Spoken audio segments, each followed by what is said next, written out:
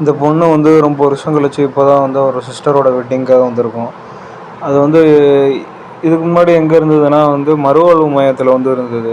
தான் வந்து சிகரெட் குடிக்கிறதுக்காகவும், அப்புறம் கேரக்டர் வந்து ரொம்ப ஆம்பளையாட்டம் நடந்துக்கிறதுக்காகவும், மறுவாழ்வு மையத்தில் வந்து அது திருந்துறதுக்காக வந்து அவங்க வீட்டிலேருந்தே அனுப்பிச்சிட்டாங்க. அப்புறம் அவங்க சிஸ்டரோட வெட்டிங்க்கு வந்து அவங்க சிஸ்டர் கூப்பிட்ருக்கனால வந்து வந்துருச்சு. அவங்க சிஸ்டருக்கு மட்டும் தான் அவங்க ஃபேமிலியிலேயே பிடிக்கும். பேரண்ட்ஸுக்கும் பிடிக்கும் தான் இல்லைன்னு சொல்லலாம். ஆனால் பேரண்ட்ஸ் வந்து ஓவராக அதை கம்பல் பண்ணிகிட்டே இருப்பாங்க. அதோட கேரக்டரில் வந்து அதை இருக்க விடாமல் ஓவராக பெண்ட் பண்ணிக்கிட்டே இருப்பாங்க. இந்த மாதிரி சிகரெட் அடிக்காத, இந்த மாதிரி ஓவராக வாய் பேசாத, பப்ளிக்கில் இந்த மாதிரி பேசணும்னு ஓவராக மைண்ட் டார்ச்சர் வந்து தருவாங்க. மைண்ட் டார்ச்சரில் தரதுனால வந்து அதே வந்து சாகிற நிலைமைக்கான ஒரு சுச்சுவேஷன் வந்து மைண்டில் உருவாயிருச்சு. அதுக்கப்புறமா தன்னைத்தானே இழந்து பயங்கர ஸ்ட்ரெஸ்ஃபுல்லாகிடுச்சின்னு சொல்லலாம். ஸ்ட்ரெஸ்ஃபுல் ஆகிட்டு பயங்கரமாக கத்த ஆரம்பிச்சிருச்சு எதுவுமே பிடிக்காம. சிஸ்டரோட வெட்டிங் நடக்கிற ஒவ்வொரு இடத்துலையும் பார்த்தீங்கன்னா வந்து ஏதாவது ஒரு கலவரம் நடந்துடும். அவங்க பேரண்ட்ஸ் வந்து பயந்துக்கிட்டே இருப்பாங்க.